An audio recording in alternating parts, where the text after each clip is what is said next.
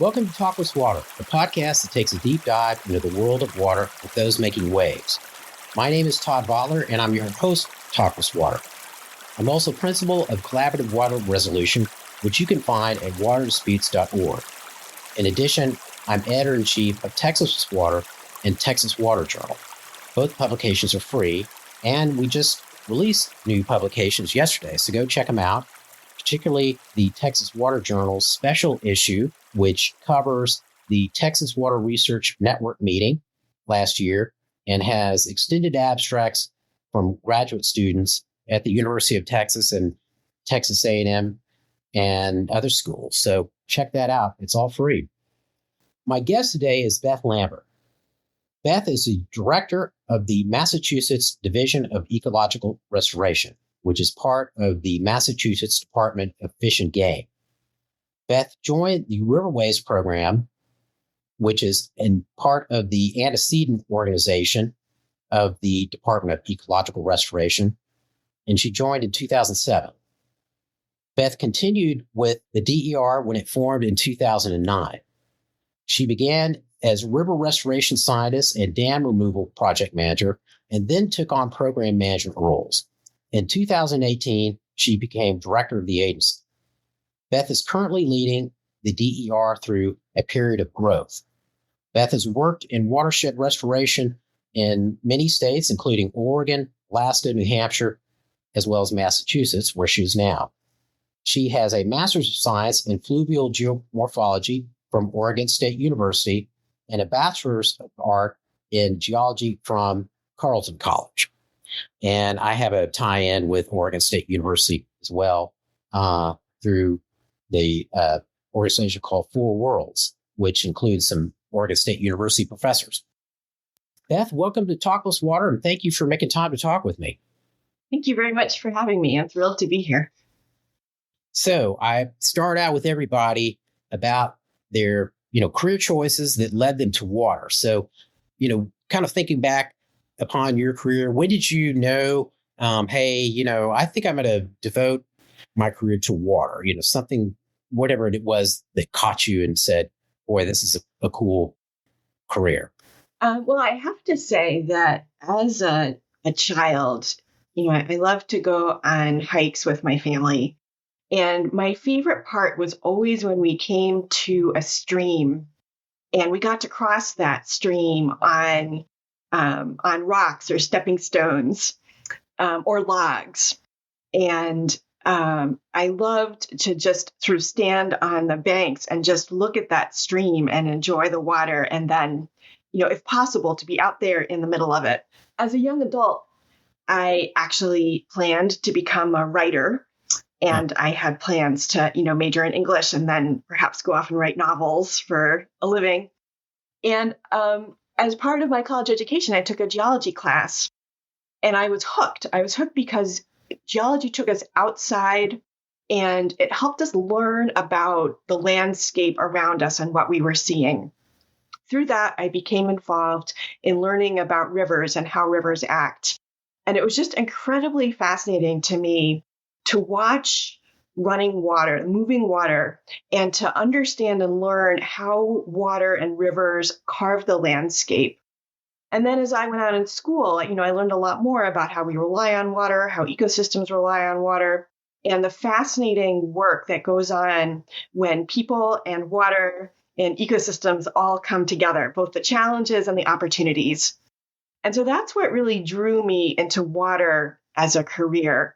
I saw that there was a real niche for someone who was passionate about rivers, loved science, but more importantly, really loved working with people to make a difference on the ground. That's great. And so it's interesting, we have kind of a common inflection point there in terms of our career paths. I was at Sewanee and I took a geology course when I was trying to figure out what I wanted to do. I was like, I'm decided. And I think I was a junior maybe. And I was like, okay, this seems to be something that would be really cool to be involved with for the rest of my career. And so that's how I ended up eventually going down the water pathway. So let's move to the Massachusetts Division of Ecological Restoration. Can you tell me what the mission is of the DER? The mission of the Division of Ecological Restoration, or DER, is to protect and restore rivers, wetlands, and watersheds for the benefit of people and the environment. We do this in 3 ways. First, we lead river and wetland restoration projects in partnership with communities, landowners, businesses, and agencies.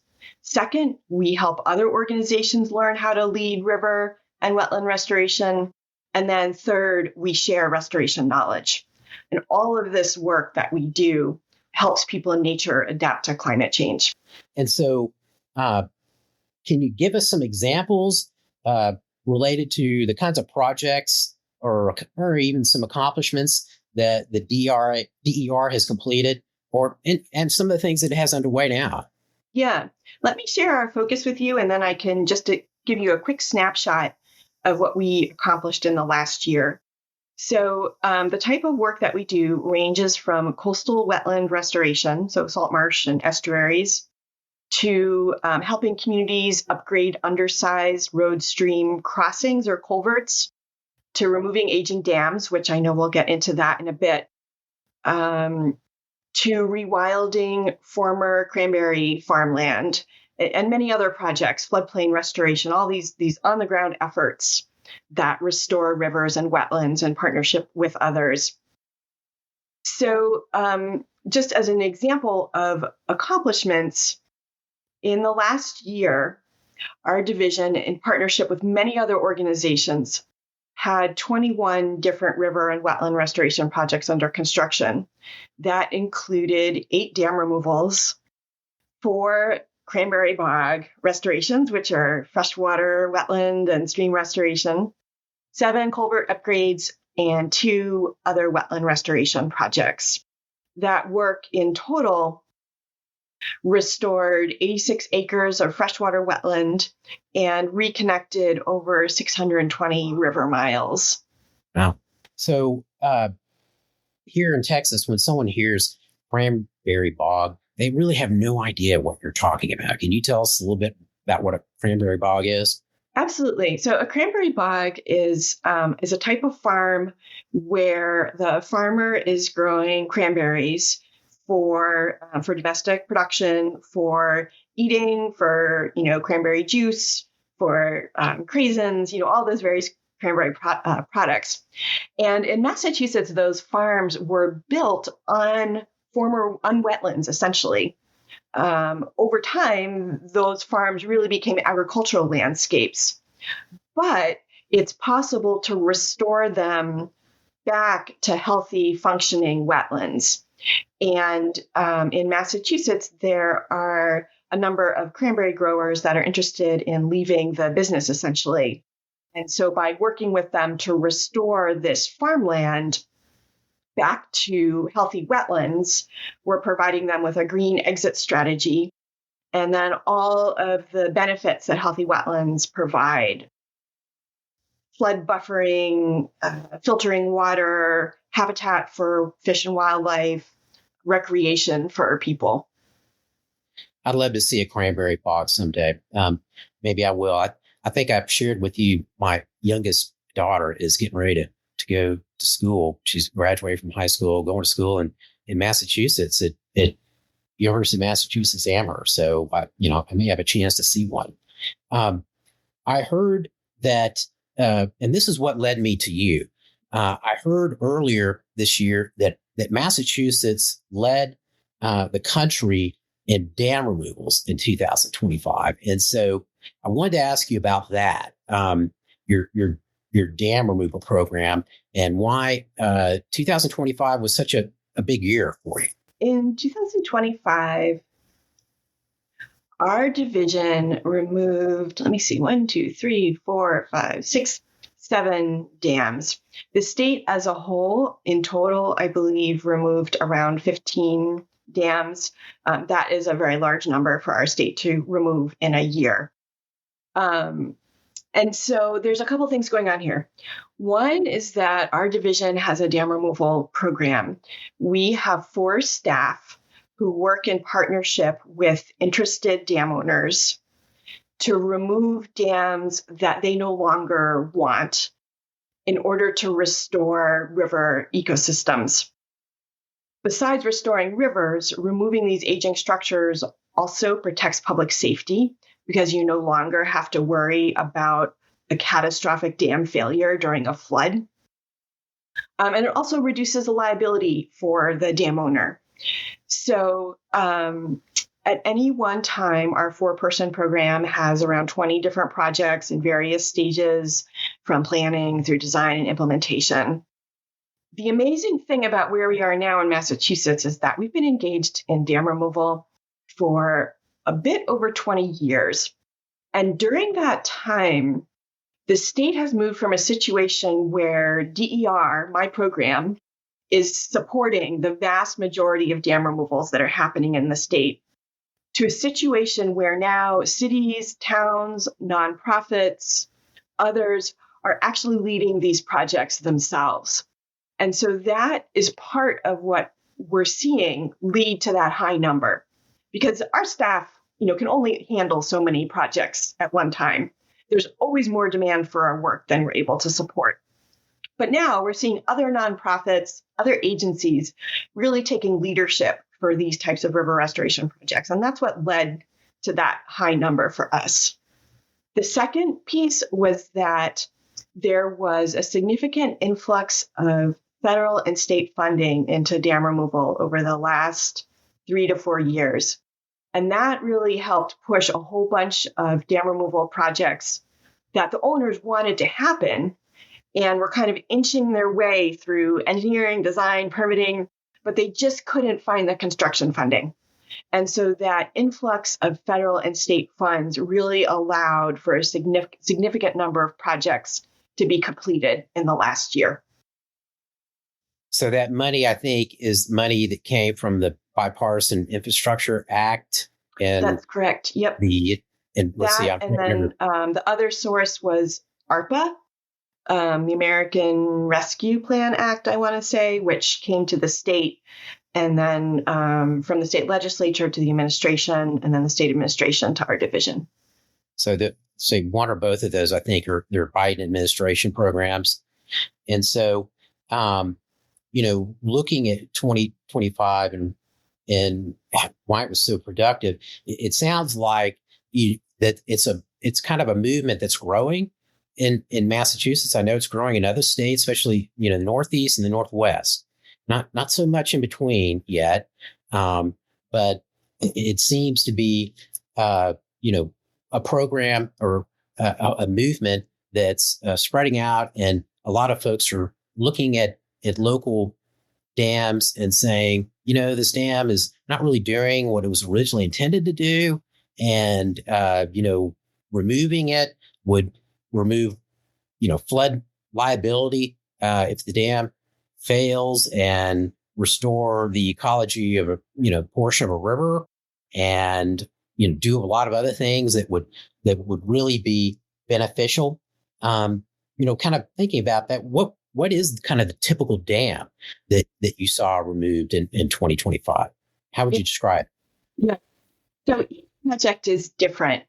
What I can say, though, to your point, is that they are all old and they have all outlived their purpose, and they're no longer bringing any economic benefit to their owner or to the community. And so at that point, they're basically a piece of concrete or granite blocks sitting in the middle of the river, threatening downstream residents and businesses and acting as a liability to their owners.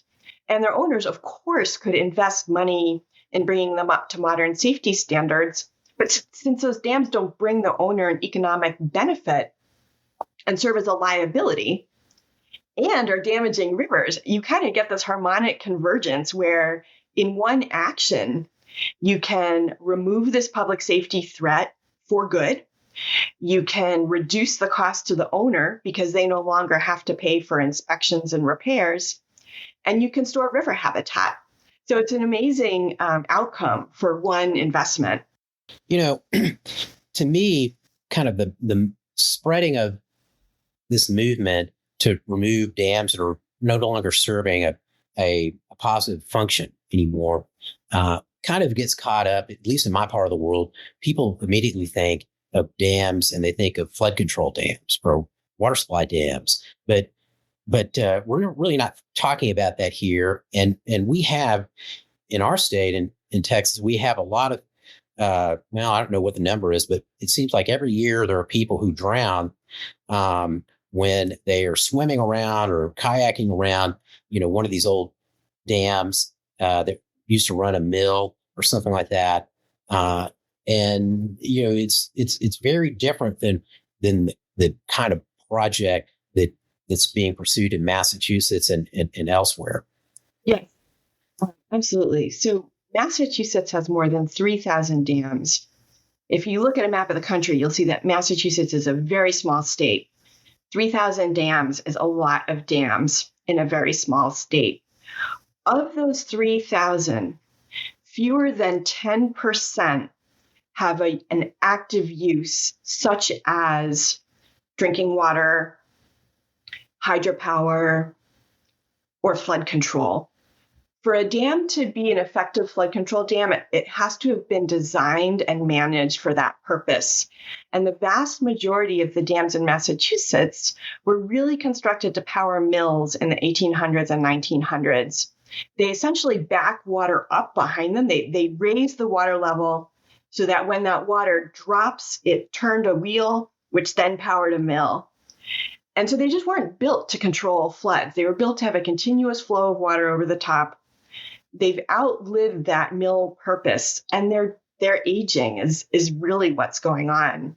And I think, to your point about seeing more dam removal in New England than other places, New England was settled quite early by Europeans, and the first thing that they did when they landed and set up a village was build a dam and build a mill, because that was where cornmeal came from, and flour and nails and fabric and everything else. And because of that, we have a lot of aging infrastructure compared to states that may have been settled a little bit later, or may still be using their dams for irrigation or other active purposes. Yeah, I hate to say, I know some people who think all dams are good, and I know some people who think all dams are bad. And the way I look at it is a dam is a tool, and a tool is useful until it's no longer needed, or maybe there's another option, and you move on to some other way to satisfy the need that dam might have satisfied in the past. So let's talk about the criteria for selecting the dams for removal. Tell us how you make up your mind about which dam to remove and which dam not to remove. I said a few minutes ago that our division works in partnership with interested dam owners to remove unwanted dams. What we do is we put out essentially a call for projects. We invite interested dam owners or community partners such as nonprofits or towns to apply to us on behalf of a potential dam removal project. We then have an evaluation, a competitive evaluation of all of those dam removal applications, essentially. And for those projects that we select, we assign a project manager, and that project manager guides the project from start to finish. Now, what we're looking for when we make our decisions, the criteria that we weigh are really ecological benefit. So how will removing this dam restore river habitat, the river ecosystem, perhaps habitat for eastern brook trout, perhaps habitat for rare mussels or migratory fish like river herring? So ecosystem benefit, and then community benefit. So how does removing this dam help people? And we're looking for those places where the dam removal has significant ecological benefit, and also removing that dam benefits people and the community. Those are the two main criteria. And then we're also looking at things like how strong is the support from the dam owner? Are there other local organizations that are interested? And we're also thinking about our staff capacity, how many projects we're able to take on in a given year, funding, things like that. But in essence, it really comes down to ecosystem benefit and community benefit. So kind of thinking about what you said with regard to support from the dam owner and the community and other organizations that are associated with it, I imagine that communication's a real key in all these projects, because there are probably folks who in a lot of places that, hey, I'm used to that dam being there. I don't know if I really want to see it gone. And that you have to do a lot of, work with the public to make sure their voices are heard and that they really understand what's going to be going on and how it's going to unfold over time after the dam is removed and all of those things. That's exactly right. In Massachusetts, by law, the dam owner has the right to decide on what to do with their dam. They have to keep it bring it up to modern safety standards, and they can do that either by keeping it in good repair or they can opt to remove it. So it's always the dam owner's decision and choice. But like you just said, there are a lot of stakeholders that are interested in these projects. Perhaps they live on the pond that's been formed by the dam. Maybe they just drive by every day. Maybe they learn to fish on that pond, or they ice skated there as a kid. So there's always a lot of interested stakeholders, and helping them understand the purpose of the project and what's going to happen and listening to their concerns is critically important to each project. So one of the first things when I went to work for a river management agency here in Texas was I was assigned to convene a group, two agencies, a federal agency and a state agency, to discuss the removal of a small dam in a city near Austin. And I was spectacularly unsuccessful with that. And so I have some sense of how difficult that can be sometimes. Let's go to the stages of dam removal. What are the main stages in the process? So there's several stages in a dam removal project. The first one really is the dam owner recognizing that they own a dam and deciding that they're interested in exploring dam removal. That can involve a number of conversations, bringing them to other dam removal sites. It can also involve an assessment of the cost and the technical implications of dam removal. So if you were going to remove a dam in this spot, what would it entail technically? What are the topics you need to explore? Are there any technical challenges? And what's a ballpark estimate? So that's kind of a feasibility study.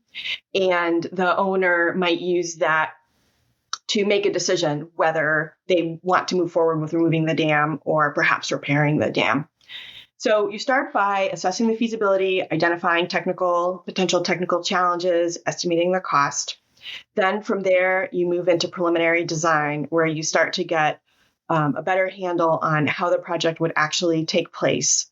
Where would your heavy equipment enter the site from? What techniques would you use to remove it? Looking very much at a high level, not in detail yet at that point. You look at the sediment trapped by the dam to see if there's contaminants in it.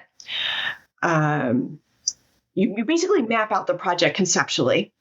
You estimate the cost again. Then, assuming the owner is still on board, your partners are ready, everyone has a solid understanding of what's going to happen, you move forward into a more detailed design process. Around that same time, you also begin permitting the project. There are a number of state and federal agencies that review and issue permits for these types of projects. So that is the permitting phase. And your design phase and your permitting phase are kind of interwoven as you get feedback from regulatory agencies and as you continue to flesh out what this project is going to look like. Meanwhile, you're starting to think ahead towards construction, and you're starting to raise funds through various grant sources so that when the project has completed permitting and you've completely wrapped up your engineering and design process, you can then start construction. Concurrent with all that is the communication and public engagement and stakeholder engagement process that we talked about a few minutes ago. That starts very early on in the process and continues throughout that feasibility, engineering and design, permitting, and then into construction process. All of this can take anywhere from 3 to 5 years or longer in Massachusetts. Construction, depending on the project, can take a couple weeks, can take a couple months, or it can take a couple years. So, that first step there, who owns the dam? You ever encounter any situations where the ownership of the dam is kind of uncertain, that, somebody may own it who didn't really know that they owned it or were responsible for it? In any instances of something like that? The vast majority of dams in Massachusetts have a clear owner. The Massachusetts Office of Dam Safety has been very focused over the last 20 years on determining the ownership of every dam in the state, essentially. There are a few that are still unknown, but the vast majority have definite owners. Gotcha. So the dams have been removed. And so now we move to the actions that are required that follow up the dam removal. Can you discuss some of those? Sure. So some of the actions that are required as a follow-up to a dam removal are things that are required as a part of the permitting process. For example, when a dam is removed, there is often an impoundment or pond formed by the dam, which returns to floodplain with a river running through it. So instead of a pond, you have a stream with floodplain on either sides. Often, the regulatory permits will require monitoring of that former impoundment, now floodplain, for plants, essentially, for vegetation, to see what the plants are that come in, or if plants are planted there, to see that they survive. And so there may be performance standards, for example, saying that at the 3-year mark, 90% of the vegetation in the former impoundment, these new plants, must be native species. And often that will also be a part of the construction contract, where the construction contractor will revisit the site multiple times as it evolves over time to check on the plants, to check on any other types of construction practices that need to be installed, and make sure for the first several years that the site is in good shape. Eventually, of course, we're looking for Mother Nature to take over. That's the goal. We're removing the human infrastructure so that Mother Nature can take it from there. So we expect the sites to change over time, and the plant communities will evolve over time. So that's one set of things we do to follow up. The other set is to explore the ecological outcomes, the changes in the river ecosystem resulting from the removal of the dam.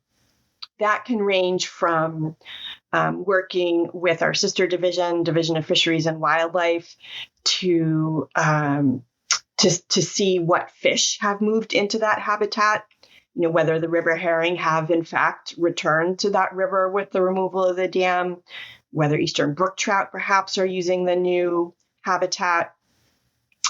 And we've also done some work looking at water quality and water quality improvements as a result of removing dams. So not every dam gets the same follow-up, but each dam gets some amount of follow-up for sure. So it's in one way or the other, it's a long-term relationship, at least, several years after the project is completed, you're documenting what has happened. And so let's talk about some of the things you've documented as a result of your dam removals. What are the ecological changes you've seen from some of your projects, and maybe also recreational changes? Yep. So One of the most amazing ecological changes that we've seen is that fish return to that habitat almost as soon as the dam is gone. So we've had instances where, the heavy equipment is still in the stream, cleaning up the site after the dam is removed, and the eastern brook trout are swimming right upstream into that newly available habitat. When it comes to migratory fish like river herring, we've seen that they return within that first migratory season following removal of the dam. And that leads us to one of the exciting examples that I can share. A number of years ago, DER and partners removed a dam, 3 dams actually, on the Mill River in Taunton, Massachusetts. None of those dams had fish ladders, so river herring had been completely extirpated from the Mill River watershed by the dams. Within 5 years of removing those dams, the river had over 30,000 river herring returning every year. And that's without doing any establishment of river herring. Those river herring returned on their own. So that's an example of a specific ecological result that we observed through monitoring. The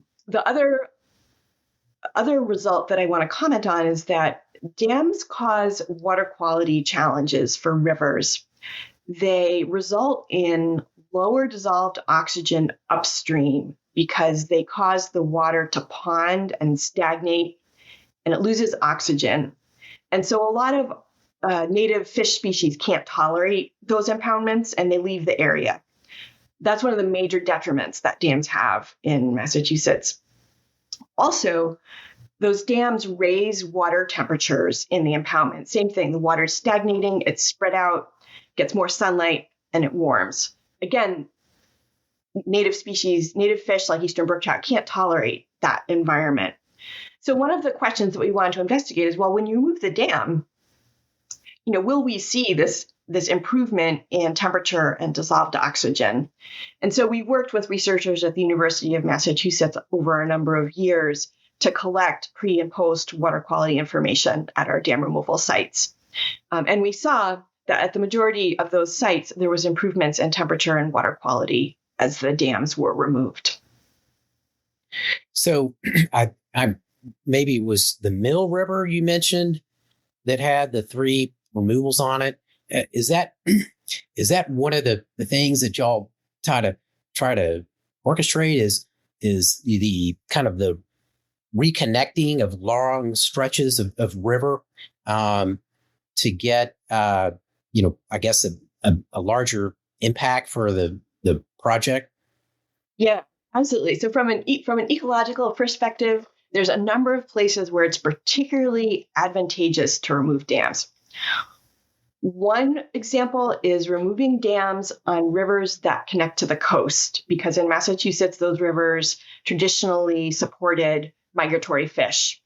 And so we have a number of dam removal projects that are targeting exactly that goal. So unblocking, sort of like cholesterol in the veins, we're trying to unblock those coastal rivers for migratory fish. Also, small headwater streams at the sort of the opposite end of the watershed provide unique ecological benefits, not only to fish, but to salamanders, to turtles, to a wide range of species that can only survive in and must use small headwater streams. So that's another ecologically significant place to remove dams. And in that case, the amount of habitat opened may be small, but it's kind of one of a kind. There's many native aquatic and semi-aquatic species in Massachusetts that need those small headwater streams. And then third, the point that you just brought up, which is that the longer the stretch of connected river, so the more main stem and tributaries that fish can move about, and wildlife too, for that matter, but the greater the connected network of rivers and streams, the greater the fish species diversity. So the larger the number of fish species that live in that network. And that's because you've opened more types of habitat so that fish and other aquatic organisms can live out their full life cycle. They can get to small streams when they need to, they can get to the big river channels when they need to, and they can carry out their full life cycle. So, thinking about those changes, it seems like you in some rivers, you probably got more recreational use or changes in recreational use, maybe, people who are interested in trout fishing, maybe coming back, or people who are kayaking. What are some of the, impacts you've seen to recreational use? Yep. So we haven't done any studies, so I don't have data. I only have observational. Good master's thesis project here. Yeah. Yes. Anyone who would like to come research dam removal and recreation changes in Massachusetts, we welcome you with open arms. But certainly, when you remove these barriers, these dams are, like you said earlier, small dams are drowning machines. They're hazards because they look so mild, but they, in fact, create these very hazardous conditions for boaters and swimmers. So when these dams are removed, absolutely, river recreation can improve. We've seen places where towns combine dam removals with construction of new parks and trails. There's one town, Plymouth, where a dam removal was combined with a new skate park, new trails, new stormwater management, new scenic overlooks. So you can really get both recreation and the river health improvement with one project. So the priorities these projects help advance in watersheds. Tell us a little bit about that. Yeah, so it really depends on the watershed and what the ecological potential is of the watershed and what the challenges are that it's facing. So, for example, as we were talking about earlier, in coastal watersheds, we're really looking to unblock the main stem of the river and the main tributaries so that fish like river herring can get upstream to their spawning habitats, which are actually in many cases ponds. So the fish are trying to get upstream, get to the ponds, spawn, hatch, and then head back out to the ocean. Inland, we might be looking more at cold water habitat, where we're looking at reconnecting habitat for eastern brook trout and other cold water species. And so in that case, you're not trying to get the fish out to the ocean. You're simply trying to create a large enough connected network of streams of different sizes so that those species can access the habitat they need to spawn, to rear, to feed, to hide from prey, to essentially shelter during floods. And so it's a different perspective for those inland watersheds. And then there may be urban areas. We've worked in a number of cities where there's a dam smack in the middle of the city. The dam has collected contaminated sediment behind it. It's become an attractive nuisance where people are kind of hanging out and run the risk of becoming injured, playing on the dams or hanging out around the dams. And so in those places, removing the dam not only improves river health, but can also provide sort of a river revitalization component for the community. There's one project in Chicopee in Massachusetts, for example, where the town, in partnership with us and others, recently removed one dam and is in the process of planning the removal of a second. Those are both in an urban park. And so the dam removal was combined with new trail development, with benches, with areas of shade, with a sort of informal amphitheater where kids from the nearby school could come for environmental education. So really combining, in an urban setting, combining the dam removal, sediment remediation, recreation, education, all in one place. So in summary, I guess I would say, the benefits the benefits and the project goals can really vary from watershed to watershed, but they all include ecosystem benefits and benefits to communities. That's a good segue to our last question. Beth, how can our listeners find out more about dam removals in Massachusetts and also about the Division of Ecological Restoration? To learn more about the Division of Ecological Restoration, I recommend that people visit our website. The best way to do that is simply to Google Massachusetts Division of Ecological Restoration. The website will pop right up. You can find dam removal on our homepage. We also have an annual report, and we have at times newsletters that we send out. And both of those you can sign up for on from our homepage, and that will enable you to follow the work as it's going on. Other things you can find on our website include a map of current river and wetland restoration projects, so you can see which dam removals we're working on where, and various other information about grant programs that we have for dam removal and other restoration, information about the water quality studies I told you about a minute ago. So a wide range of resources.